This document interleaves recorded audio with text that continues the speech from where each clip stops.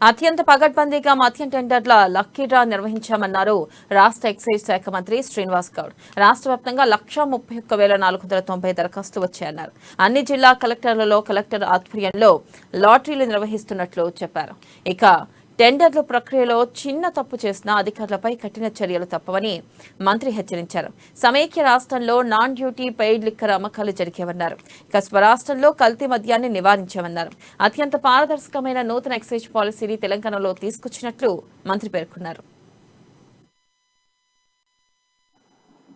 ఉమ్మడి ఆంధ్రప్రదేశ్ ఉన్నప్పుడు excise department అనేది అనేక రకాలుగా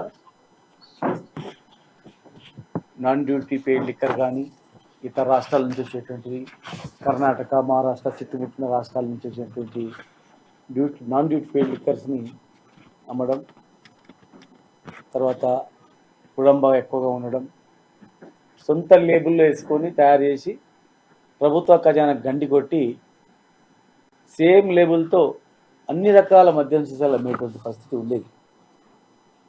ఈరోజు గౌరవ ముఖ్యమంత్రి గారి ఆదేశాల మేరకు మా డిపార్ట్మెంట్ ఒక పగడ్బందీగా గుడంబాన్ని నివారించడం,